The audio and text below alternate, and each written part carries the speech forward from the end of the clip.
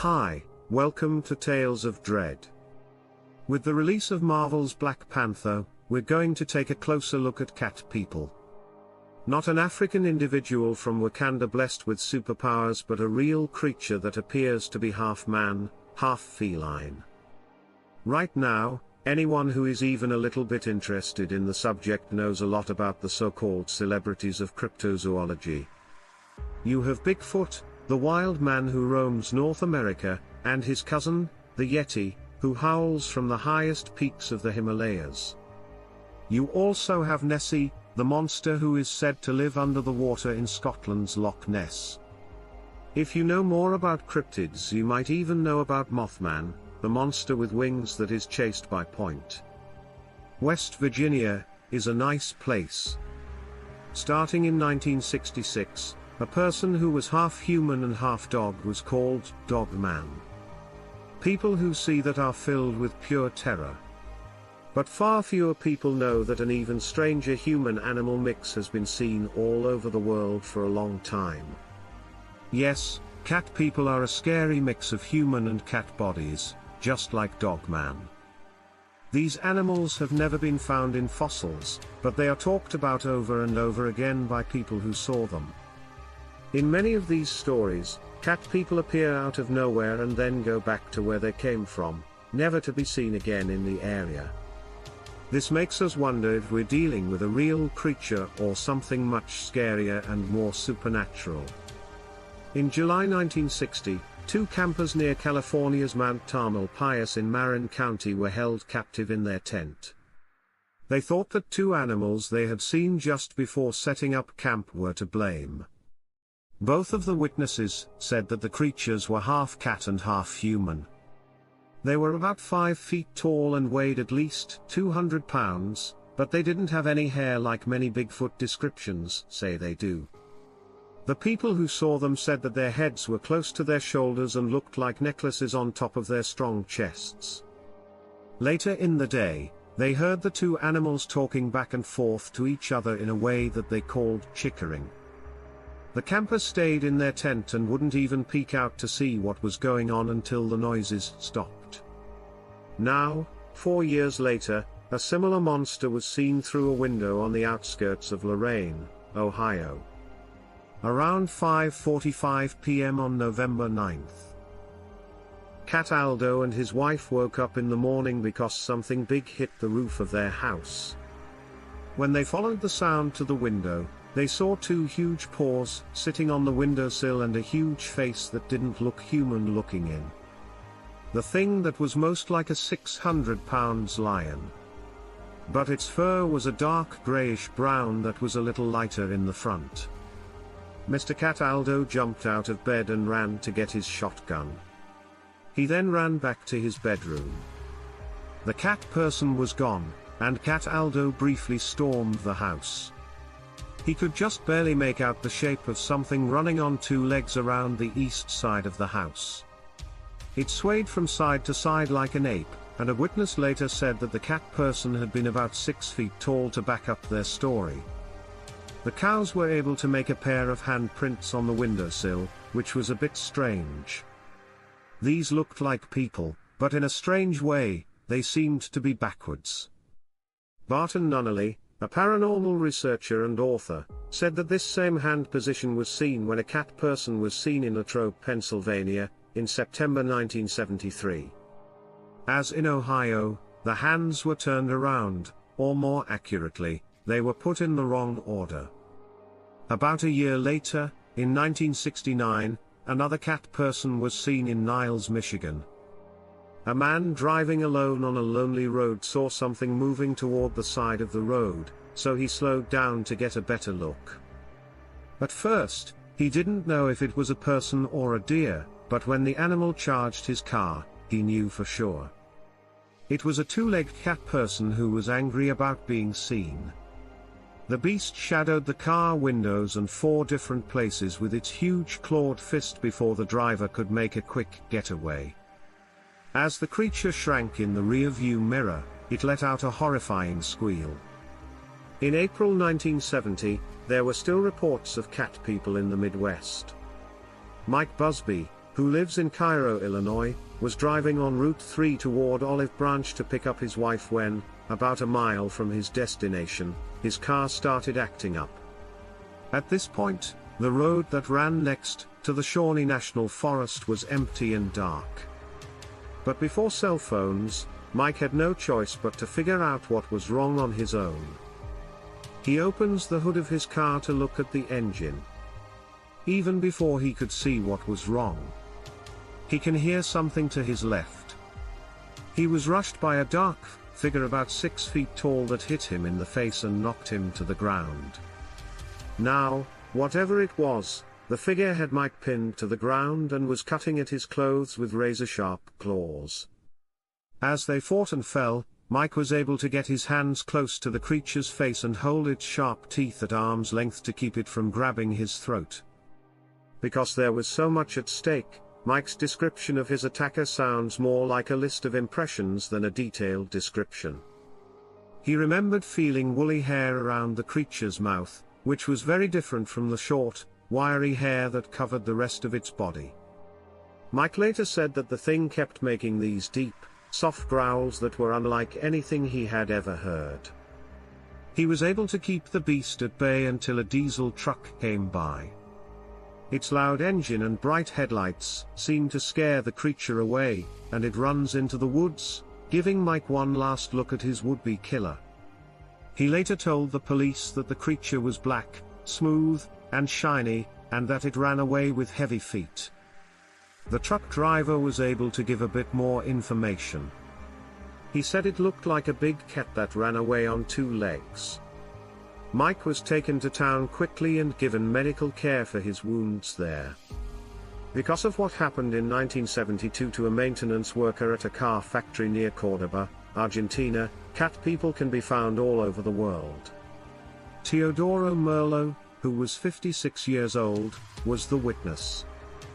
He took a break from making his rounds to use the bathroom at the factory, but when he got there, it was already full. He was told that an 8-foot-tall creature was casually sitting on top of a wash and staring at him with beautiful feline eyes. The thing looked like a cross between a human and a cat. It had a pale face with brown markings on the cheeks, a high forehead, pointed ears, and a cat-like nose with 3 points. Strangest of all, it wore a dark blue one-piece uniform that fit like a glove and went all the way down to its wrists. The creature didn't seem to be there anymore, but Merlo still had back pain and a pounding headache that night after seeing it. On the way home, he looked in the rearview mirror of the bus he was riding and saw the cat person again. But, just like before, it was gone. It would be easy to say that what he saw was a dream or a trick. But this wouldn't be the last time that people at the factory would say they saw a strange cat. Enrique Marino was riding his motorcycle to the site to drop off some papers when he saw what he called a sort of rainbow close to the ground. As soon as he saw this ghostly figure, he saw something shockingly tall and thin in the path ahead. It looks at him and shows what he said were eyes like yellow light bulbs, ears that pointed up above the skull, a square chin, and a mouth that looks like Murillo's siding. The being was dressed in a one-piece outfit, but this time it was a bright turquoise color. Right away, Moreno's whole body started to itch, and a steady buzzing sound filled his ears. At this point, he either fell into a trance or, as he said, his motorcycle started going forward on its own. Either way, he went back to his office feeling sick, just like Merlo did when he came back to North America. He had headaches, burning eyes, and other problems that were hard to figure out. In 1973, a group of British Columbian loggers had to deal with strange things around their work site. As they cut down trees, strange hooting sounds they had never heard before would fill the woods. This is a common thing people say Bigfoot does, and British Columbia is definitely Bigfoot country, but the thing that was stalking their camp was just snow. Bigfoot. The paw prints left behind suggest that it might have been Pussyfoot. Each day, paw prints like those of a huge cat were found in the fresh mud. Some of them might have thought a mountain lion was following them. Well, the foreman, a man named Woods, eventually heard the hooting calls while he was walking in the cedar swamp area. They were so close that he ran scared back to his Caterpillar truck. After that, he wouldn't go to work unless he had a gun on him. Woods eventually saw what was making the sounds and leaving the tracks. He was driving the Caterpillar when he heard a loud noise coming from behind. When he looked nervously over his shoulder, he saw what he first thought was a mountain lion. But unlike a mountain lion, the animal didn't land on all fours. Instead, it landed on two legs and stretched as if it had just woken up from a nap. It then jumped across a skid and into the trees on the other side, giving the impression that whatever it was half cat and half monkey. Renee de Hinden, a well-known Bigfoot hunter, heard about these sightings and went to the site to check it out. De Hinden looked at the area for 10 days to see if anything was out of the ordinary. He didn't see the cat person, but he did find the place where a big animal was nesting and 3 different kinds of tooth marks on trees in the area. In November 1980, several people in Maryland saw the catman, a cat person who hung out in a lover's lane. The creek got a scary reputation because it liked to look in the car windows of young people who were in love. Every single witness said the same thing. It was a big, black monster with a lot of hair and long claws. Its eyes were a dead giveaway that it was a cat, and it could walk on either 2 or 4 legs. Bigfoot is often seen doing the same thing, hanging out in lovers' lanes and getting down on all fours when it suits them. This makes me wonder if the two things are connected. One of the best Wicomico Catman stories comes from the fall of 1980, when a group of young people were parked near a riverside dump when a pair of scary glowing eyes appeared in the window. The driver drove off quickly, and once they were safe, the witnesses got up their courage and went back to the scene with some friends. Now we have 2 cars. The group of friends parked their cars in the area and turned on their headlights to make it as bright as possible. After more than an hour of nothing happening, a light 2-legged figure stepped out of the trees and into the light. Clearly, it wasn't a person. Instead, it was a mix of human and cat traits. It was black and had bright yellow eyes, long claws, and a long cat's tail to top it all off. It walked a few steps before getting down on all fours and charging at the cars. According to the story, it hurt the cars by slashing and punching with enough force to leave gouges in the paint and paw prints on the windows. Needless to say, the kids again ran out of the area as fast as they could, taking the animals with them. Authorities did a half-hearted search of the area after hearing high-pitched wails, but they didn't find anything. There wasn't much evidence or paperwork, so the case was dropped and you probably won't be able to find much about it. Now, people kept saying that they had seen the Catman. People who went to the river a few weeks later said they saw deer bodies along its banks that looked like they had been hurt by a large, unknown predator. The next month, on December 7, 1980, a brother and sister were just going about their business near Short Mountain and Waring County, Tennessee, when they saw something very strange. They were relaxing on the back patio just before dusk when they saw something across the partially wooded field in the distance. At first, it looked like a person, but when they looked at it for a few seconds, they saw that something wasn't right. It was only 2 feet tall, but it was covered in light gray hair from head to toe. Once it reached the pond only around 100 yards away, these siblings could see that its head resembled that of a cat. The 2 people who saw it watched with wide-open mouths as the creature bent over and drank from the pond. As it drank, it showed a set of long canines that were maybe 4 to 5 inches long. Then, without so much as a glance in their direction, the figure stood shambles off in the direction that it had come from, and the entire affair lasted between 2 and 3 minutes, skipping ahead. Nearly 20 years later, we hear about Ray Jones, a woodcarver whose retirement in central Kansas was interrupted by a terrifying attack. In 1998, Jones decided to spend his last years not only making sculptures but also taking care of a small farm with animals. Author Brad Steiger says that Jones was working late one night in June in his woodcarving studio when he heard noise outside. Something seemed to have scared all of the animals on his property at the same time. His two Guernsey cows, Elsie and Setzer, were making a lot of noise. Buster, his Airedale terrier, stood up and started to growl at the same time that the geese down by the pond started making a lot of noise with their trumpets and squawks. Jones was most worried about the last point because, in his words, there are no watchdogs as good as geese because they are so dang territorial. Jones carefully put down his woodworking tools and opened the door, stepping out into the summer night. A full moon hung in the sky, making it easy to see the farms in the area. Jones's chickens' cries joined the other animal sounds in his mind at that moment. The henhouse must be being attacked by an animal, probably a stray cat or dog. Jones grabbed a stick and stomped towards the henhouse entrance, shouting threats as loudly as he could and waving his stick to scare away any possible predators. When he got to the front of the henhouse, he knew he would need more than a stick to deal with what was inside. Later, he told Brad Steiger about the place, saying, "It was almost completely dark in the henhouse, but when I saw something dark stand up and growl at me, the hair on the back of my neck stood up. I'm about 5 feet 11 inches tall, and it was the same height as me. Then it ran at me and knocked me to the ground. It then put its paws on my chest and looked down at me. When I looked into the open mouth and sharp teeth of a black panther, I almost had a heart attack.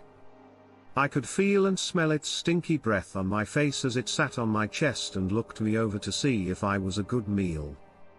Out of nowhere, Jones's dog, Buster, ran to help him and started barking at the intruder non-stop. Even though the beast had him trapped, Jones was more worried about his dog's safety than his own. He might be able to keep the monster away for a while, but poor Buster wouldn't be able to take more than a light swipe from one of those monster paws. Buster might have scared it away for no reason at all. The attackers just rolled off Jones, but instead of landing on all 4 feet, it stood up on its hind legs as if it were the most natural thing in the world. The creature then dropped to all fours and ran away into the Kansas night. Jones ran inside and called the sheriff's office, not only to tell them what happened but also to warn them that a large, unknown predator was roaming the neighborhood and is considered to be very dangerous. Jones was told that he must have been wrong, which makes sense. In Kansas, there are no black panthers at all. I mean, really. And a bipedal one. When the police finally sent a deputy to the scene, he told Jones that what he had seen was just something he had encountered. "I don't know, maybe a big, sassy tomcat." Jones, on the other hand, was adamant that he had not only been a black panther, but that the animal was just as comfortable on 2 legs as it was on 4. He had fought a cat person. At the end of his story, Jones said that there had been no other sightings of this kind of creature in the area. I guess he just jumped back into whatever nightmare he had just woken up from. Sightings of cat people were rare in the early 21st century. In the year 2000, people in Wisconsin, Vermont, and Springdale Cemetery in Illinois said they saw a large, powerfully built cat-like creature darting between the gravestones. A woman who lived near the Sierra Nevada mountains in Sonora, California, said she was hanging out her laundry when she saw a strange figure in her yard.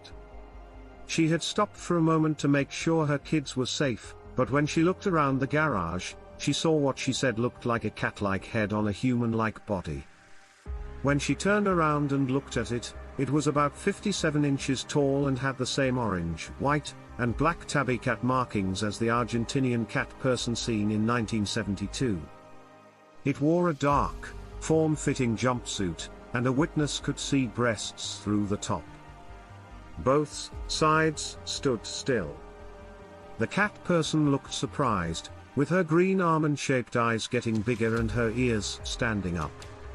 She went back around the garage and hid. At the same time, the witness had several ideas about how old the creature was and what it wanted, which led her to believe that it didn't mean to hurt her family. Because of this, she didn't look into it any further until a few hours later. As expected, the cat person was nowhere to be found. Now, thousands of miles away, a 17-year-old boy in Malaysia named Muhammad Osmi saw another cat person. On September 21, 2006, he was sleeping in his house when the sound of footsteps woke him up. As he listened closely, he heard a deep voice speaking in a strange language from somewhere above his head. The creature fell from the ceiling and right into his bedroom. It was black, hairless, and had the face of a cat, according to what he said. The boy instinctively went after the person who ran out of the bedroom. He went after it and fought it in the living room. It looked confused as it ran around trying to find a way out. As the young man watched, the animal got more and more upset until it looked for a way out. We ran to the front door and opened it quickly. As soon as the cat person saw us, he hopped past us and into the darkness beyond the door. Indiana witnesses may have been the most recent ones to go on a church retreat. At the end of September 2009, I saw a 6-foot-tall cat person. It was nighttime, and the main witness, an adult, was playing hide and seek with the kids near their tent. Shortly after the game started, they saw a 2-legged figure running toward the woods through the tall grass in the field behind the building. The figure was first seen by the children. They said it ran up to the tree line with its arms at its sides and then stopped just before the forest. They thought this was an adult waiting to be found.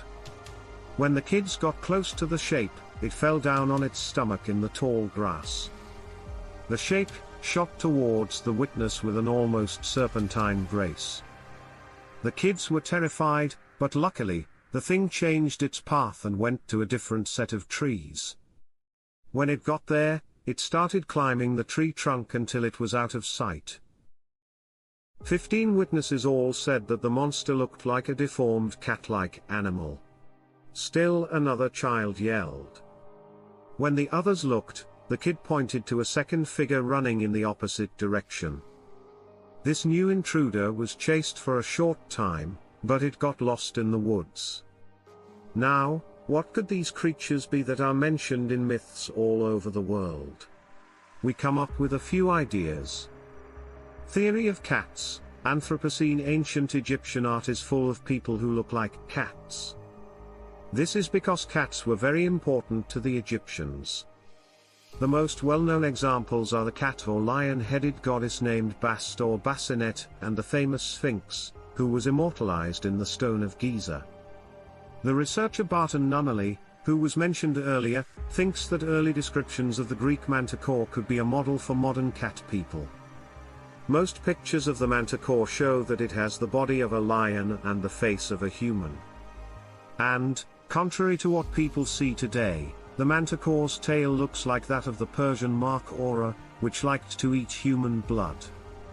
In native ways of doing things, there are living things like the kidney. Native Australians say that this creature has human arms and legs but the body and head of a quoll, a marsupial predator related to the Tasmanian devil that looks a bit like a cat. People in Maryland, where the Wicomico catman was seen in the 1920s, used to talk about a similar creature that guarded its hunting grounds with terrifying violence. Cat people might also be a modern way of expressing old ideas about gototherapy. We all know the stories about lycanthropy, which is the process of changing into a werewolf. Many old magic beliefs said that if a person learned enough about black magic, they could change into almost any animal. Medicine men and women liked them, which is why warlocks, sorcerers, and people who did black magic as well as shamans who lived in areas with more big cats than wolves often changed into these predators instead of wolves. This happens a lot in Southeast Asia and South America, where shamans often change into leopards or jaguars. The Burmese headhunters of Myanmar are a great example of this. Tiger and leopard heads were also taken by the Naga. Some people wore these symbols to look like cats. In fact, one Naga headhunter told people from the West that his soul did not live in his body, but in a leopard. I can't do it now. It visits me and sleep. I meet in my dreams. If anything happened to my leopard during the day, my soul would come and tell me that I would get the same wounds. Could cat people be an example of the same thing? Even though human-cat hybrids don't show up very often in world mythology, cats have always been linked to the supernatural. Few animals have as many myths and legends about them as cats, who seem to live in both the world we can see, and the world we can't. For example, the close connection between cats and witches can still be seen in Halloween decorations. These decorations show that people used to think that small animals like cats could act as familiars or spirit helpers in these traditions. We can also talk about modern sightings of big black cats in places where they shouldn't live. Reports of these animals in North America are especially strange, because jaguars can be black or melanist IQ. This is a rare color, and jaguars don't usually live anywhere but the lower parts of the southwestern United States. Even though there are mountain lions in the US and Canada, there has never been a confirmed case of one with melon. Melon is another name for large black cats. Zoologists call them A, B, C, S, or alien big cats. Even though a BCS should not be seen north of Mexico, wildlife officials are often told about them.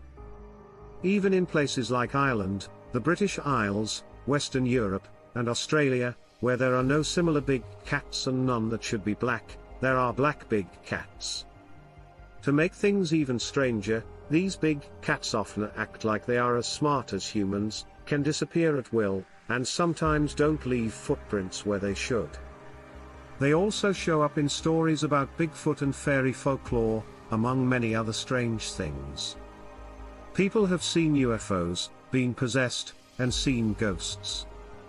In fact, you could make the case that after the strange lights, A, B, C, and S are the most common things that happen when there is paranormal activity.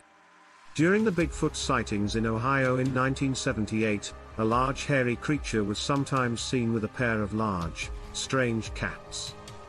Townspeople and investigator Barbara Galloway both saw them. Galloway said the cats looked like they had been changed. Their height and color were like mountain lions, but only their heads were that color. Misshapen. Some old logging stories from North America used the term warm pus for both a BCS and a Bigfoot. These stories came from the Big Thicket area of Texas. Bigfoot are as common as ghost lights, ABC's woods, and the tracks of a black panther on the property. Now, these connections are still going strong. Even though A, B, C, S aren't always directly linked to UFOs, if there are two anomalies in the same place at the same time, it's clear that they are. Could there be cat people from another world? A few pieces of evidence do seem to point in this direction. Such stories are usually on the strange end of the UFO logic scale. There have been reports of cat people and flying saucers since at least the middle of the 20th century. In 1951, Kathy Connolly of Coventry, England, said she had met people from other planets many times. In 1967, she met a group of black-eyed cat people on a craft. They seemed interested in knowing if she was pregnant or not. Geraldo Baquero said he saw a disc in the sky that turned off the electricity in his ambulance. It got so close to him that he could see the pilot. The brightly lit interior showed a cat-faced humanoid. A similar creature was seen in the room of an Austin, Texas, resident in the fall of 1973. Just a few days after his dramatic 10-minute UFO sighting, the witness was reading books about spirituality when a bright flash of light lit up the whole room. It left behind the head and shoulders of a tawny because the entity seemed very smart and its face looked like a lion's, but with a flattened muzzle. After a few seconds, it sort of just disappeared. Now, in February 2002, a hiker in Quebec was out in the woods when he lost consciousness. He finally passed out, and when he woke up, he was back at home with two friendly women looking at him. Over the course of his next few visits, the hiker found out that these beings were from another solar system, and were studying life on Earth. A few days earlier, they had found him in the forest, where they had probably saved him. The witness said that the two women were black and had faces, ears and tails like cats. These mysterious beings stayed a part of the witness's life, showing up in disguise at social events and even at his local grocery store. His wife may have even seen them before they left Earth a year later. No one knows if this was a joke, a sign of mental illness, or a real, if strange, experience. Some UFO reports about cat people have an interesting twist. The alien big cats or A, B, CS and cat people are not from another planet. Instead, they are being studied by aliens. This seems to be what happened when three college students, Sarah, Kathy, and Jackie, saw UFOs over Toronto at the end of summer 1979. From August 2nd to August 4th, different kinds of planes flew over the city at night, and one of them even landed. On the last night, 4 shadowy-looking people came out of the craft. The first witness went to sleep. She woke up in a different part of space, probably on a ship from which she could see the ground below.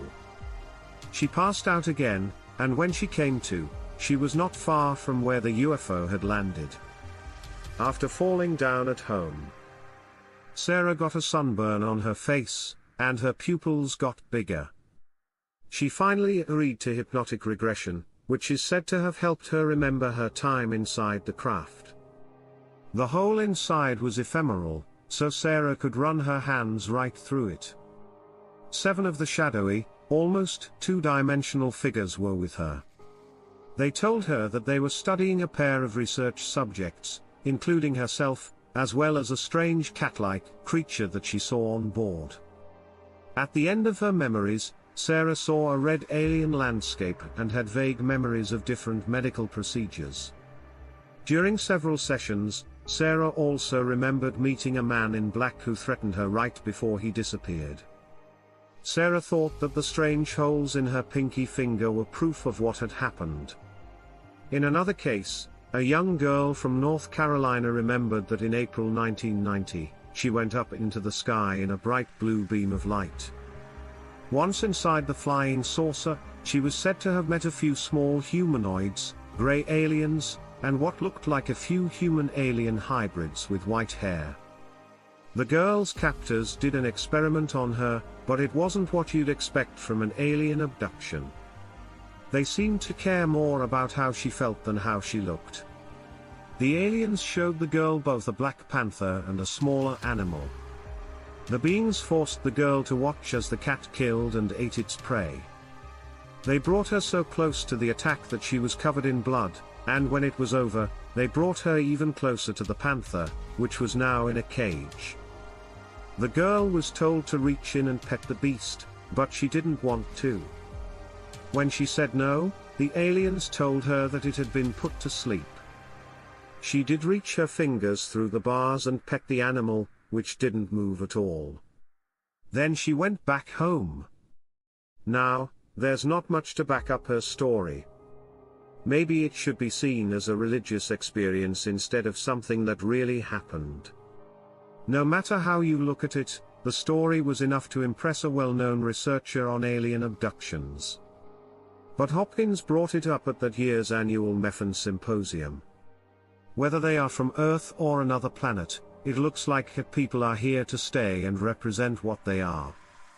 No one knows if they are real people, aliens or demons, or if they are just symbols of the collective unconscious. We know for sure that people who meet these beings are forever changed by the experience, and sometimes they have scars to show for it. But what do you think is more important? Is there real proof that cat-people hybrids really did exist? I'll let you decide if this episode is the best or if it could all be easily written off as lies and overly dramatic stories. If you liked today's episode, make sure to hit the like and subscribe buttons so you can see more like it.